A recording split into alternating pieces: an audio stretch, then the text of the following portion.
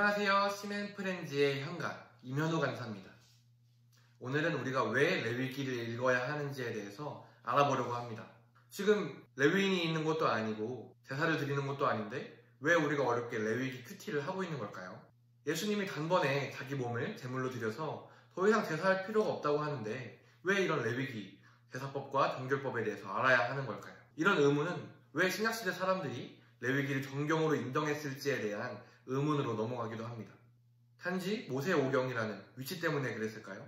아니면 이스라엘의 역사이기 때문에 중요해서 그랬을까요? 제가 여러분의 레위기 묵상을 돕기 위한 3가지 포인트를 전해드리려고 합니다. 그 첫 번째는 레위기 11장 45절입니다. 내가 거룩하니 너희도 거룩할지어다. 이것이 바로 레위기가 가장 중요하게 말하는 것이자 우리가 레위기를 읽어야 하는 이유, 바로 거룩함이기 때문입니다. 이집트를 막 떠나서 문화도, 습관도, 생활도 새롭게 바뀌어야 하는 이스라엘. 하나님은 하나님의 백성으로 사는 방법에 대해서 알려주셔야 했습니다. 레위기는 바로 그 하나님을 닮은 거룩한 삶을 어떻게 살아가야 하는지에 대해서 알려주기 위해 제사법과 성결법을 가르칩니다. 그럼 우리는 왜 거룩해야 되는 걸까요? 바로 하나님과 올바른 관계 속에서 올바른 교제를 해나가야 하기 때문입니다. 하나님의 사람들에게 이것저것 지켜라 라고 말하는 것이 아니라 하나님의 백성으로 살게 하려고, 그래서 하나님과 더 풍성한 교제를 할 수 있게 하려고 이 레위기를 주신 것이죠.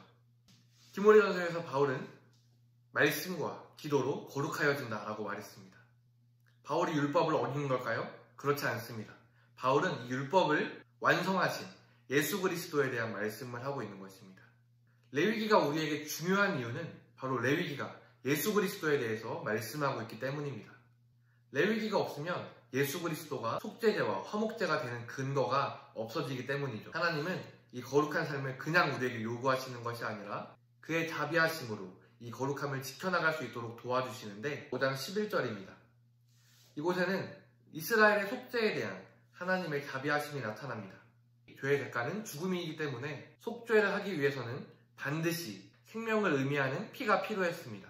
그런데 하나님은 하나님과 올바른 관계 속에서 교제를 해나가기 위해서 피가 아니라 고운 가루만으로도 속죄가 가능하다고 말씀하고 계십니다. 바로 형편 때문에 속죄제를 드리지 못하는 경우가 없게 하려고 하신 것이죠. 이렇게 사람의 죄를 해결하고 거룩한 삶을 살도록 하기 위한 하나님의 자비하심의 끝판왕이 나타나는데 지금까지 말했던 세 번째 포인트는 바로 아사셀 염소라는 것입니다. 대속죄일이 되면 대제사장은 백성들을 위한 속죄제물로 숫 염소 2마리와 화목제물을 위한 숫양 1마리를 취하고 대제사장 자신과 가족들을 위해 제물을 준비했습니다. 백성들은 지금까지 계속 속죄제물을 드리면서 죄를 용서받았죠. 하지만 그 죄의 기록은 성막 휘장과 제단 뿔에 남아있었습니다. 숫 염소 1마리의 피는 바로 이 죄의 기록을 지우는 데 사용됩니다. 이것은 이스라엘과 온 인류의 속죄의 마침이 되시는 상징합니다. 그리고 이제 1마리 염소가 더 남아있겠죠. 이 염소가 바로 아사셀 염소인데요. 죄짐을 다 지고 광야로 가는 이미지 때문에 이 아사셀 염소이라고 오해하는 경우가 생깁니다. 하지만 속죄를 마친 후 이스라엘의 모든 불효와 죄를 전가받아 광야에서도 접근하기 힘든 땅에 놓아준 것을 보면 죄의 근원이 되는 사탄을 상징합니다. 죄가 그 시작이 되는 사탄에게 돌아가고 온 인류가 죄에서 노임받는 이 엄청난 사건을 레위기가 아니라면 우리가 어떻게 알 수 있었을까요? 지금까지 읽기 어려운 레위기라는 편견을 가지고 계셨다면 이제는 두려워하지 말고 이 레위기에서 하나님의 자비하심과 예수 그리스도의 놀라운 은혜를 발견할 수 있게 되기를 바라겠습니다.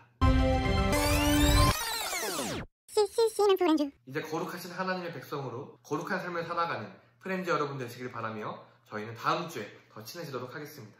안녕. 바로 이것은 선악과의 예에서 알 수 있습니다. 선악과를 먹지 말라. 그러니까 생명나무도 이런 관계는 하나님과 사람의 올바른 관계가 아니겠죠. 하나님과 사람 사이의 올바른 관계는 무엇일까요? 선악과를 먹지 말라. 알겠습니다요. 바로 하나님과 사람 사이에 주 되시고 종 된 관계, 왕이 되시고 백성이 되는 그런 관계를 율법이 없으면 알 수 없다는 것이죠. 레위기에서 말하고 있는 모든 규례와 지켜야 할 것들이 그랬던 것처럼요.